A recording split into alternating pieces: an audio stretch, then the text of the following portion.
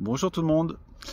Alors déjà merci pour tous ceux qui ont regardé, qui ont pris le temps de regarder ma vidéo, la première, pour tous les témoignages de soutien, pour toutes les remarques constructives, dans la majorité des cas. Voilà, je vais juste faire un deuxième vidéo en rebondissant un petit peu sur vos commentaires et en mettant le point sur les responsabilités. Voilà. Alors déjà, je vais remettre le contexte. Je suis plutôt permaculteur. Je fais des fruits et des légumes et je vends tout en circuit court. Voilà. Donc je suis certifié AB et pour aller plus loin, je n'ai pas pris les aides de l'État et je n'ai pas pris la PAC. Donc je ne dois rien à personne. J'ai aucun crédit. Je suis tout en autofinancement. Voilà. Et donc je ne représente pas 100% de l'agriculture. Je représente un petit échantillon, on va dire. J'ai quelques collègues qui se reconnaîtront dans ce que je fais, histoire de vraiment de bien distinguer. Je ne sais pas comment fonctionnent les circuits longs, je ne suis pas compétent sur l'élevage, donc je vais rester sur mon domaine de compétences. Donc l'idée, si vous voulez, c'était de pointer un petit peu les responsabilités. Donc j'ai fait un petit plan, pour que ce soit cohérent quand même. Dans mon écosystème à moi, en fait, on n'est pas très nombreux, on est 3. C'est-à-dire qu'en fait, il va y avoir le producteur, c'est moi. Il va y avoir l'État qui pose les bases de la concurrence, et puis on va avoir le consommateur. Voilà, je pense que ça s'arrête à peu près là au niveau de mon écosystème. J'ai très peu d'intrants, à part les semences et le terreau parce que je fais mes plants. J'ai pas vraiment d'autres intervenants dans mon système. Du coup, je vais commencer par les consommateurs. Donc, a priori, c'est plutôt vous. L'idée, c'est pas d'accuser, hein, c'est d'essayer qu'on se mette tous autour de la table et qu'on, à part l'État, a priori, et qu'on essaye de comprendre un petit peu ce qui se passe et où on va. Alors, pour ceux qui pensaient que j'étais, pessimiste, en fait, c'est juste un état des lieux que j'ai fait sur la première vidéo pour que tout le monde comprenne bien ce qui est en train de se passer. Voilà, qu'il n'y ait pas de surprise. Et vous allez voir, on va faire des petits parallèles historiques et vous comprendrez un petit peu où on en est. L'histoire, c'est intéressant de l'étudier parce qu'on s'aperçoit qu'elle se répète. Alors, au niveau donc des consommateurs, au niveau des responsabilités, la première responsabilité, c'est le lieu d'achat. C'est où est-ce que vous allez acheter. Donc, j'en ai un petit peu parlé pendant la première vidéo, mais c'est évident que plus vous achetez en grande surface, plus vous allez enrichir des actionnaires au détriment des producteurs. Il y a une aspiration verticale de la valeur ajoutée. À côté de ça, c'est pratique. Il faut être clair, je me mets à votre place. Je suis aussi fautif, entre guillemets, que vous. Je vais acheter mon PQ, je vais acheter des choses que je ne peux pas trouver chez mes collègues en grande surface. Donc c'est très pratique, on y va, on fait nos courses en 5 minutes, on a tout pris. C'est très très pratique, d'accord ? La deuxième chose, c'est une question que je me pose, la cuisine. Finalement, est-ce qu'il y a encore beaucoup de gens qui cuisinent? Je pense que le Covid au début a permis aux gens de se retrouver en famille, de prendre le temps de cuisiner. J'ai eu énormément pendant le confinement de gens qui venaient, on discutait de recettes. On faisait vraiment, il y avait beaucoup d'échanges, c'était très très riche à ce niveau-là. Et aujourd'hui, beaucoup moins. À part mes clients qui sont restés fidèles, hein, avec qui on échange toujours de la même manière. Mais globalement, je me pose la question, est-ce que le deuxième effet qui se coule de l'après-confinement, ça n'a pas été, on a découvert tout ce qui était livraison à domicile. Je me rappelle trop des queues ininterrompues au McDonald's dès qu'on pouvait recirculer, quoi, en fait. Donc ça pose question, voilà. J'ai pas de réponse, j'ai vraiment besoin de vos retours là-dessus parce que j'ai une impression que les gens cuisinent moins, mais voilà, je peux me tromper. En tout cas, moi, à mon niveau, j'apprends à mes enfants à cuisiner parce que c'est meilleur au goût, à la santé et c'est moins cher aussi. C'est beaucoup moins cher. Regardez juste le prix au kilo. Arrêtez de regarder le prix à l'étiquette, regardez le prix au kilo.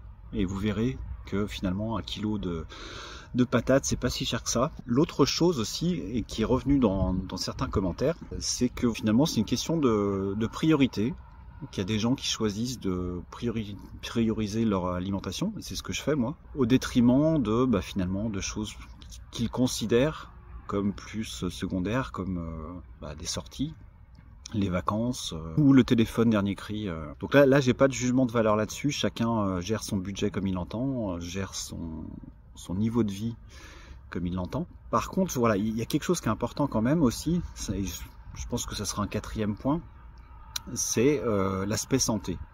Parce que j'ai une partie de ma clientèle qui vient parce qu'ils ont eu des cancers, parce qu'ils ont eu des maladies graves, et que les médecins leur ont dit ça serait peut-être pas mal que vous mangiez bio, que vous mangiez le plus naturel possible, sans parler de bio, au moins le moins transformé possible, le moins industriel possible, parce qu'on sait qu'il y a des additifs alimentaires dedans qui sont plutôt malsains, on va dire, glutamate et compagnie. Voilà, bon, c'est un petit peu ce que j'avais à dire sur la partie consommateur, dont je fais partie quand même. Maintenant, je vais faire un petit peu l'introspection sur ce qu'on fait nous, les paysans, là où on est un petit peu en retrait par rapport à ce qu'on devrait faire. Mais je vais essayer d'être sincère, d'être très critique par rapport à moi-même, à ma profession sur les circuits courts en tout cas. Et si vous avez des suggestions d'amélioration, de nous aider sur ces points-là, évidemment, on est preneur. Donc le premier point, nous, au niveau de l'agriculture, je m'aperçois, on est des très très mauvais communicants. C'est-à-dire qu'en fait, en dehors de ces périodes un petit peu de crise, les agriculteurs, on les entend pas trop en fait. Et nous, on est si on regarde au niveau des fruits et légumes par exemple, on est en concurrence avec des grandes surfaces. Et ces grandes surfaces, qu'est-ce qu'elles font? Elles communiquent à fond. Elles blindent vos boîtes aux lettres de prospectus avec des promotions à la con. Et forcément, moi je vois, j'ai un stop pub, mais quand j'allais chez ma copine, je regardais les prospectus machinalement et je voyais effectivement des trucs qui pouvaient inciter à aller dans ces grandes surfaces. Et puis une fois qu'on y est, finalement, on fait l'ensemble de ses courses parce que tout est à disposition. Le deuxième truc important, c'est les moyens de paiement. Aujourd'hui, en fait, je n'ai pas de terminal de carte bancaire, donc c'est chèque liquide, même si j'ai mis un petit peu de numérique en acceptant PayPal et les crypto-monnaies. Alors ça, c'est un gros sujet, on en a parlé. J'ai eu des commentaires sur la monnaie sous ma première vidéo. Effectivement, l'argent liquide est un moyen de garder de la liberté, de l'anonymat, et il est dans votre poche, il vous appartient. Alors que tout le reste, c'est dans votre compte en banque qui ne vous appartient pas. Et la crypto-monnaie aujourd'hui, c'est quelque chose vraiment sur lequel je suis en train de me pencher parce que c'est un des moyens de s'affranchir des banques et de s'autonomiser. L'argent vous appartient et en fait vous êtes responsable à 100% de votre argent. Voilà, c'est pour ça d'ailleurs que les médias s'acharnent dessus en disant que le Bitcoin c'est risqué, etc. Mais je ne vais pas aller plus loin. Renseignez-vous sur ce qu'est vraiment le Bitcoin, comment il a été créé, en réponse à quoi, et tirez le fil, vous verrez bien. Et puis enfin, le dernier point, je pense, sur l'agriculture, sur notre système à nous, en vente directe, c'est l'offre. C'est-à-dire qu'en fait, si vous allez au marché, vous allez vous arrêter chez le producteur de fruits, le producteur de légumes, le producteur d'œufs, le producteur de poulet, le producteur de fromage, etc. Donc en fait, effectivement, il faut prévoir un temps qui est quand même beaucoup plus long que si vous allez en grande surface. Avec un petit peu moins d'offres a priori, puisque en grande surface, vous avez quand même 50 marques de jambon différentes. Moi, ce que j'ai fait à mon niveau, ça a été de faire un marché collectif chez moi, avec une caisse, ce qui fait que les gens passent une seule fois en caisse et ils ont accès à tout un tas de produits bio et locaux. Mais voilà, après, il y a un autre problème, c'est les créneaux horaires. Du coup, nous, on fait un marché qui est l'après-midi, le jeudi, de 16h à 19h. Mais voilà, on n'a pas les amplitudes d'ouverture d'une grande surface, parce que nous, on produit. Donc forcément, c'est un des écueils de la vente directe, c'est le temps qu'on passe à la vente qui se fait forcément au détriment de la production. Voilà. Voilà ce que je peux dire par rapport à ma responsabilité, en tout cas à mon niveau. S'il y a des collègues, n'hésitez pas à rajouter. Je pense qu'il faut être parfaitement honnête et transparent. Et du coup, au niveau de la société civile, si vous voyez des vecteurs d'amélioration par rapport à ça, on est preneur.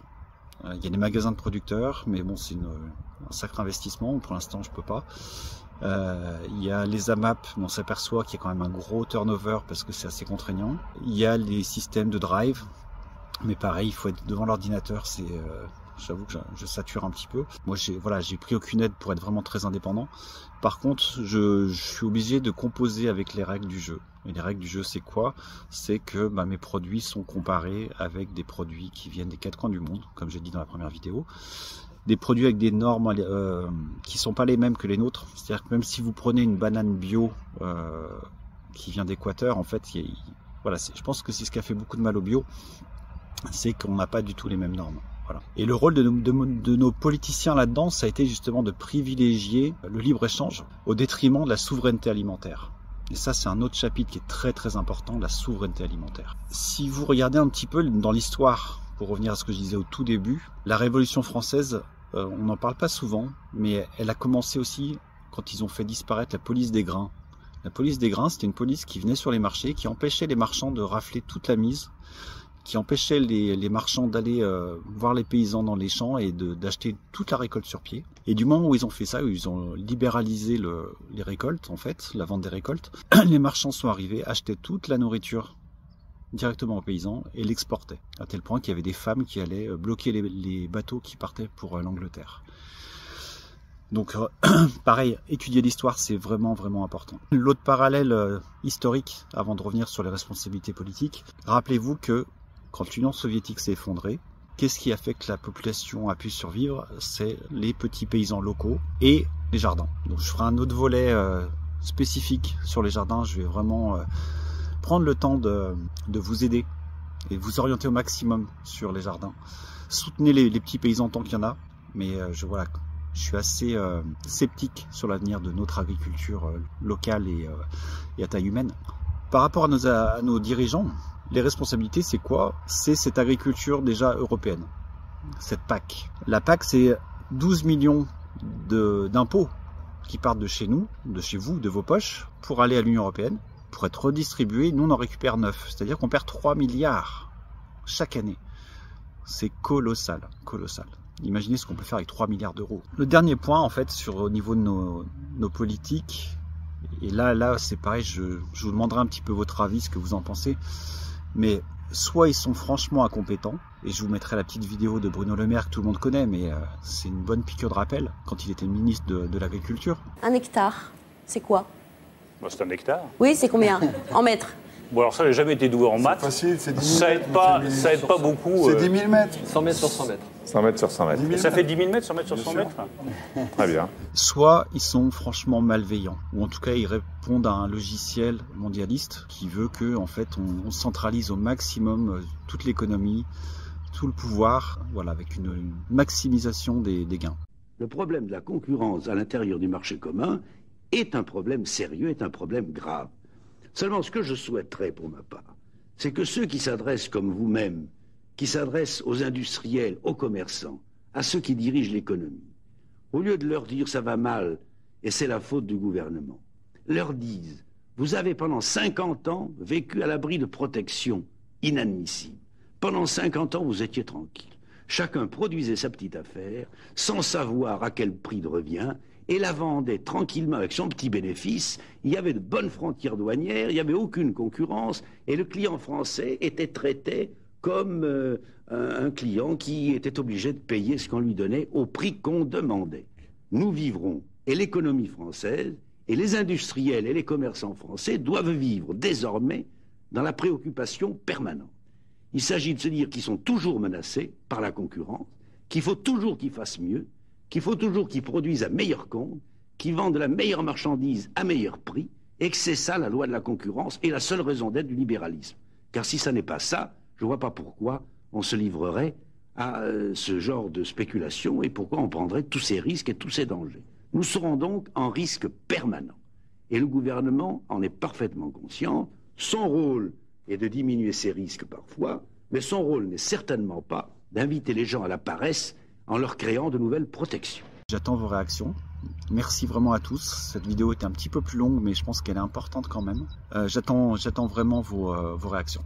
Merci à vous, belle journée. Ici, il fait un temps magnifique. Et pour ceux qui sont inquiets pour moi, vous inquiétez pas, je ne vais pas lâcher le morceau. Je continue mon métier, il me passionne. Je vais vraiment essayer d'accompagner et de développer la formation, parce que pour moi, l'enjeu, c'est vraiment de former un maximum de jardiniers. Un jardinier, c'est quelqu'un qui peut nourrir tout un tas de personnes autour de lui. À bientôt et merci pour tout.